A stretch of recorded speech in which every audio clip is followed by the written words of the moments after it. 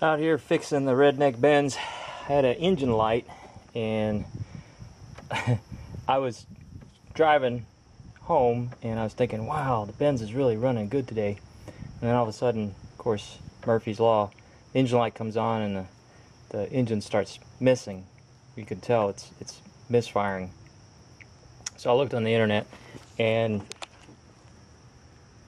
everything from a loose gas cap to replace your catalytic converter. So I called around this morning trying to find a place they could put the code reader up to it and tell me what's wrong with it. Everybody was booked, so I decided to limp along on a side street to work. I figured there's an auto parts store, they could hook up their reader for me. Well, there was an auto shop, a garage, and I pulled in there and they hooked their reader up, and I saw how they did it, and it's like, oh yeah, you just got some misfire. We can't get to it right now, but here's our card, you can make an appointment.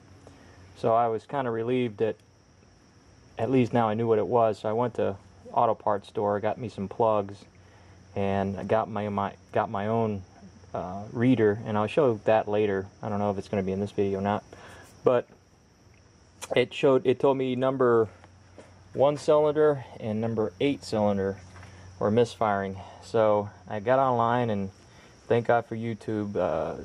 Just through a combination of 3 or 4 videos, they showed how to change the plugs, and this particular model has 2 plugs per cylinder, and the hardest part is these stupid plug wires.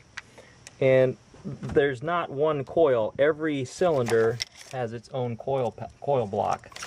So you've got to take these coil blocks, and you can see they're installed here, just kind of nesting on top of the intake manifold there.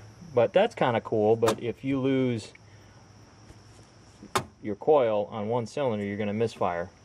Versus, you know, if you misfire on a regular car, you're all going to misfire. It's not going to run. So it's got some redundancy. It's kind of cool, but it's kind of a pain too, because if your coil goes out, that cylinder's out, and you got to replace the coil for that cylinder. But I don't know. I started with cheap first and did the plugs, which aren't exactly cheap because they're like $5 a piece, so that's $10 a cylinder.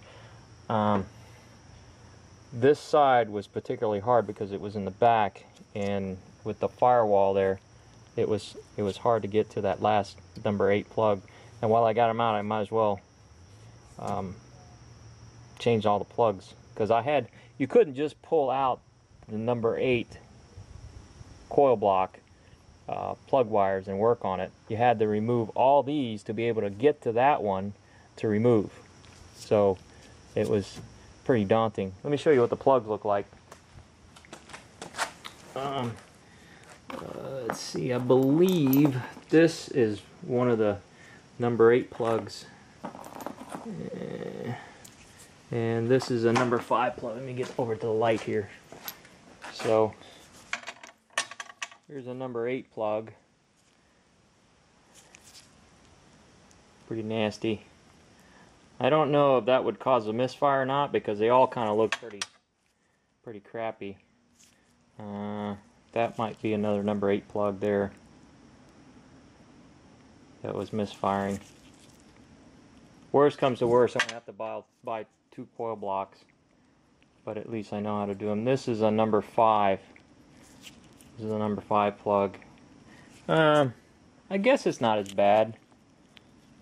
A number 8 on the left and number 5 on the right. The ceramic on the number 5 on the right is still kind of white, whereas the one on the left has turned color. Yeah, this one's pretty burnt up. Number 8 here. Focus!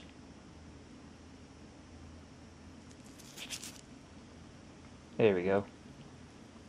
But hopefully that was my problem, and you can see as you can see, there's some corrosion there. I don't know if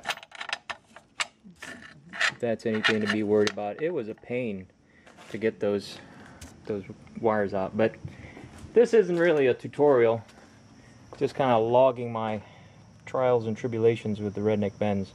So now what I got to do is I got to go backwards from the back forward and reinstall the plug wires, and then bolt in the coil pack, and then work my way forward.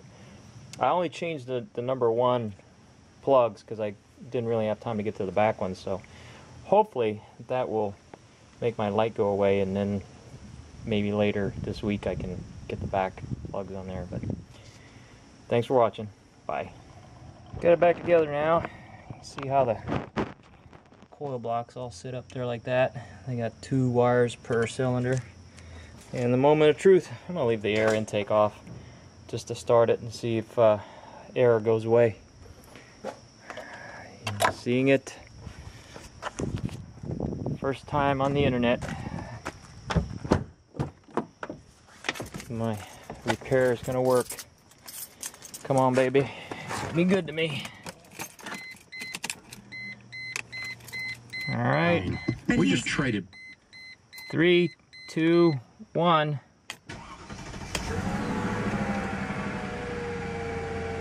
It's not sputtering. Engine light's still on, but hopefully I can clear the code. Yeah, it's not running rough like it was earlier. The key is, it is running.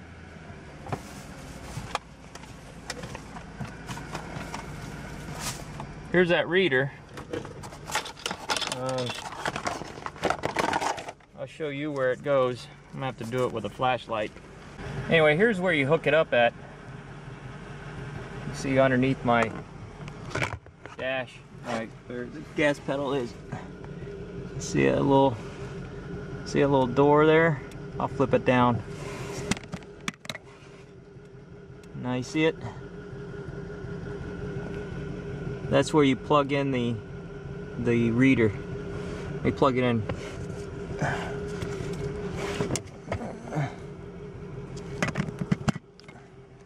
Just like that.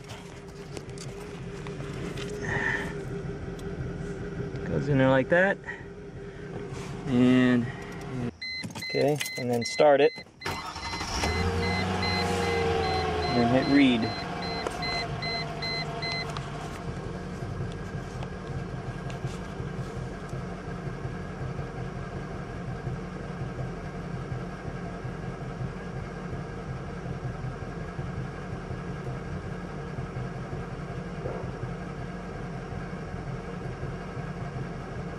One code, woohoo! I had 3 codes earlier. See what that one code is.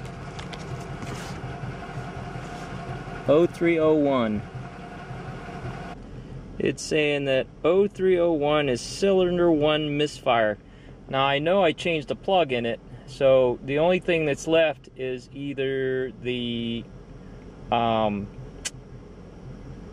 block or the wires. So I'm gonna try to jiggle the wires a little bit and see if I can get that misfire to go away.